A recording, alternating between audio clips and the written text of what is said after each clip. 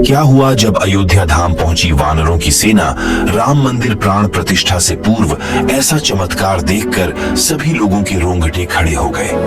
आगे बढ़ने से पहले अगर आप भी एक सच्चे सनातनी है तो इस वीडियो को लाइक करके कमेंट बॉक्स में जय श्री राम अवश्य लिखें। भारत के इतिहास में 22 जनवरी 2024 का दिन सुनहरे अक्षरों में दर्ज किया जाएगा। यह पल सभी के लिए बहुत ही खास और ऐतिहासिक होने वाला है। सभी राम भक्त इस ऐतिहासिक पल के साक्षी बनेंगे। बता दें, श्री राम जन्मभूमि अयोध्या में 70 एकड़ भूमि पर बने भव्य राम मंदिर में रामलला की मूर्ति की प्राण प्रतिष्ठा 22 जनवरी 2024 को होनी है। इस तारीख का सभी को बेसब्री से इंतजार है। लगातार भक्तों में मंदिर के उद्घाटन की उत्सुकता बढ़ती जा रही है। साथ ही अयोध्या के अलावा भी पूरे देश के कोने कोने में हर्षोल्लास देखने को मिल रहा है। इस भव्य कार्यक्रम की तैयारियां अंतिम दौर में है। राम मंदिर की प्राण प्रतिष्ठा का कार्यक्रम हफ्ते भर चलेगा। प्रभु श्री राम ने रामेश्वरम से श्रीलंका तक जाने के लिए राम सेतु का निर्माण किया था। तब उस राम सेतु को बनाने के लिए वानर सेना ने महत्वपूर्ण भूमिका निभाई थी। ऐसा भी कह सकते हैं, बिना वानर सेना के राम सेतु बनना असंभव था। साथ ही साथ अन्य कई पशु पक्षियों ने भी राम सेतु बनाने में अपना अनमोल योगदान दिया था, जिसमें कई गिलहरियां, भालू व गिद्ध पक्षी भी शामिल थे। यानी कि सभी की मेहनत का परिणाम हमें एक मजबूत राम सेतु के तौर पर देखने को मिलता है। इसके बाद प्रभु श्री राम ने रावण का वध किया और पुनः अयोध्या लौटे। तब धूमधाम से दीपावली का पर्व मनाया गया। लेकिन दोस्तों, वहीं दीपावली का पर्व एक बार फिर से होने जा रहा है, क्योंकि 500 वर्षों का कड़ा संघर्ष अब सफल हो चुका है। 22 जनवरी 2024 को राम मंदिर में राम की प्राण प्रतिष्ठा होने वाली है। हम हिंदुओं के लिए ये बहुत दुखद की बात है कि जीते जी हमारे प्रभु राम लल्ला को तंबू में रहना पड़ा। लेकिन कहते हैं ना, सच्चाई को कितना भी दबाया जाए, एक दिन वह सामने जरूर आती है। अब जैसे जैसे प्राण प्रतिष्ठा का समय नजदीक आ रहा है, वैसे वैसे कई चमत्कार अयोध्या में देखने को मिल रहे हैं। हाल ही में गिद्धों का बहुत बड़ा झुंड अयोध्या में देखा गया है। ऐसा कह रहे हैं, ये गिद्ध कई सालों पहले विलुप्त हो चुके थे, लेकिन अचानक से इन गिद्धों का सामने आना रामायण से जुड़ा बहुत बड़ा चमत्कार बताया जा रहा है। साथ ही साथ अयोध्या के लोग इन्हें जटायु का वंशज बता रहे हैं और उनकी पूजा कर रहे हैं। लेकिन दोस्तों, अयोध्या राम मंदिर के आसपास वानरों को भी बड़ी संख्या में देखा जा रहा है। आज से पहले इतने वानर इस क्षेत्र में कभी नहीं दिखाई दिए।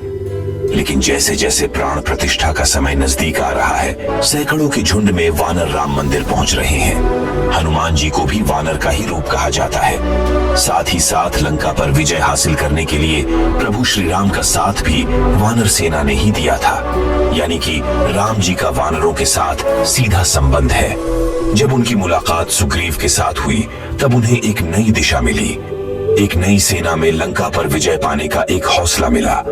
अगर यह वानर नहीं होते तो लंका पर विजय पाना मुश्किल था। लेकिन दोस्तों, अब जब एक बार पुण्य श्री राम अपने धाम लौट रहे हैं, तो उनके साथ कई वानर भी अयोध्या नगरी में आते दिखाई दे रहे हैं। हाल ही में लाल मुंह के वानरों के कई झुंड अयोध्या राम मंदिर के आसपास देखे गए हैं। साथ ही साथ कुछ भालू भी, जिन्हें जामवंत का रूप कहा जा रहा है, वह अचानक से इस क्षेत्र में पाए गए हैं। दिन प्रतिदिन अयोध्या में काफी चमत्कार भी आच रहे हैं। ऐसे पात्र जिनका संबंध रामायण के साथ जुड़ा हुआ है, जब वह एक एक करके सामने आ रहे हैं, तो सभी लोग बड़े हैरान हैं। भगवान राम और रावण के बीच लंका में जो जबरदस्त युद्ध हुआ, उसमें एक और थी बाल शैलियों से भरी रावण की सेना, जिससे बहुत ताकतवर माना जाता था। दूसरी ओर राम के पास एक ऐसी सेना थी जिसने इससे पहले शायद ऐसा कोई युद्ध नहीं लड़ा था। युद्ध में वह पारंगत भी नहीं थी।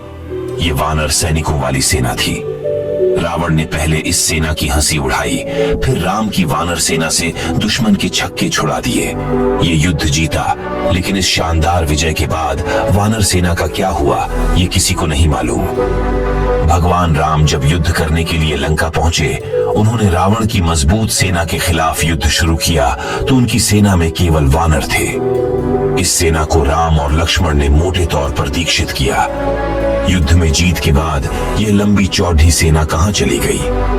वाल्मीकि रामायण के अनुसार श्री राम रावण युद्ध में वानर सेना की महत्वपूर्ण भूमिका थी। सवाल यह है कि जब श्री राम ने युद्ध जीत लिया व इसके बाद अयोध्या आ गए तो वानर सेना का क्या हुआ?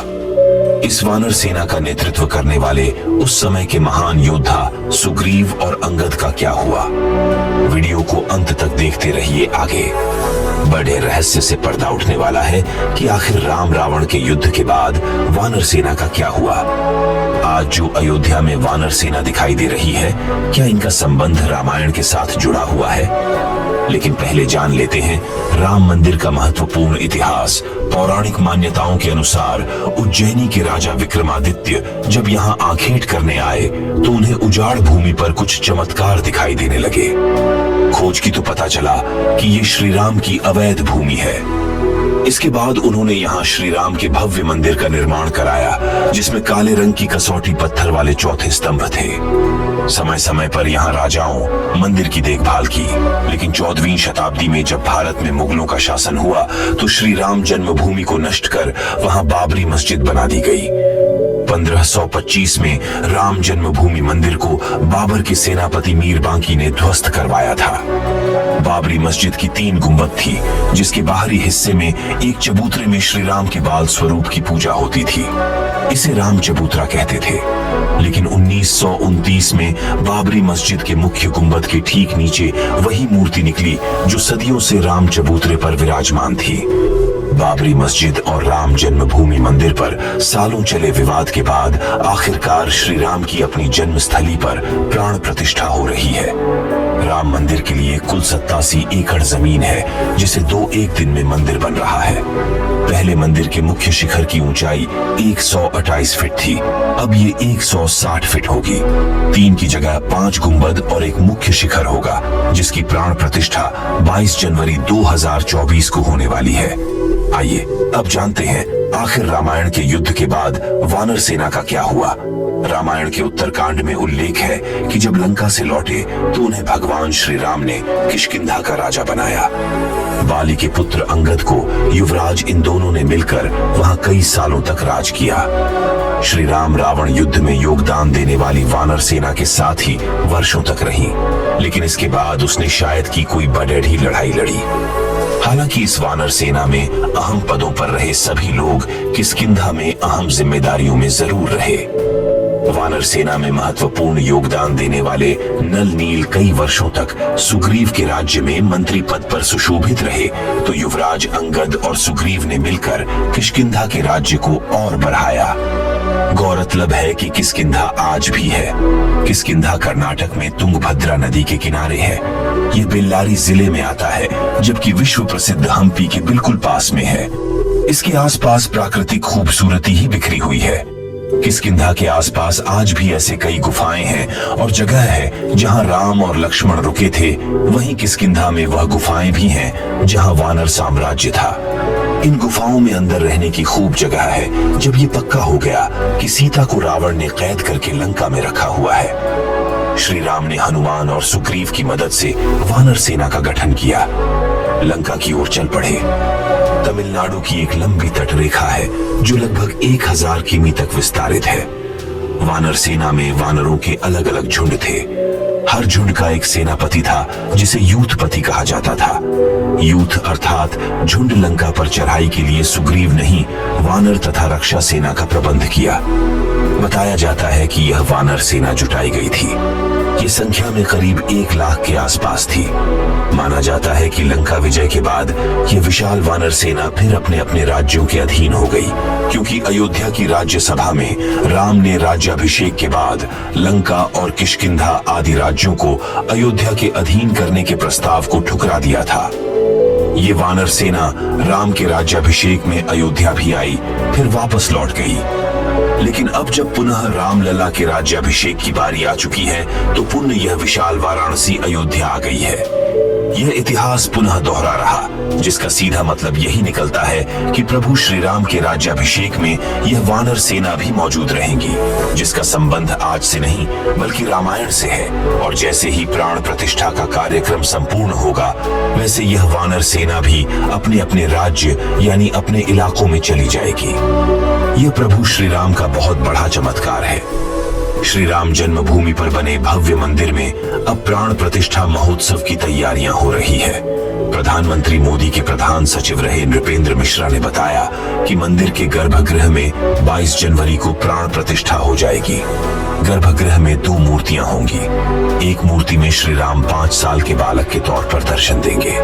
बाल्यावस्था वाली मूर्ति की ऊंचाई 51 इंच होगी। दूसरी मूर्ति में रामलला वर्तमान स्वरूप में नजर आएंगे। अभी जो मूर्ति राम मंदिर में है, वहीं रामलला विराजमान के तौर पर सुप्रीम कोर्ट में पक्षकार थे। हर साल जब रामनवमी के दिन दोपहर 12 बजे श्री राम की मूर्ति पर सूरज की किरणें चमक बिखेरेंगी। इसके लिए भवन निर्माण शैली में खास व्यवस्था की गई है।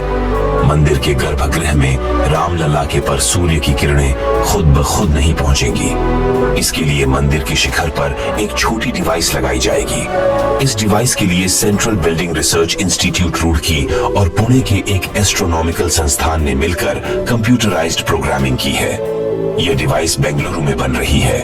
सूरज की किरणें इस डिवाइस पर पड़ेगी और वहां से रिफ्लेक्ट होकर श्री राम के ललाट पर पहुंचेगी। ऐसा हर साल रामनवमी के दिन 12 बजे होगा। हर बार इस घटना का सीधा प्रसारण करने की व्यवस्था की जाएगी ताकि मंदिर में भीड़ नहीं हो। अब राम मंदिर की इतनी चर्चा हो और अयोध्या के कोतवाल की चर्चा ना हो, ऐसा तो नहीं हो सकता। अब हम बात करेंगे हनुमानगढ़ी मंदिर के बारे में, जो कि काफी चमत्कारिक मंदिर बताया जाता है और वह अयोध्या के मध्य में स्थित है, पवन पुत्र हनुमान को समर्पित। यह मंदिर अयोध्या रेलवे स्टेशन से 1 किमी दूरी पर स्थित है। इस मंदिर का निर्माण विक्रमादित्य द्वारा करवाया गया था, जो आज हनुमानगढ़ी के नाम से प्रसिद्ध है। ऐसी मान्यता है कि पवन पुत्र हनुमान यहाँ रहते हुए कोतवाल के रूप में अयोध्या की रक्षा करते हैं। मंदिर के प्रांगण में माता अंजनी के गोद में बैठे बाल हनुमान को दर्शाया गया है।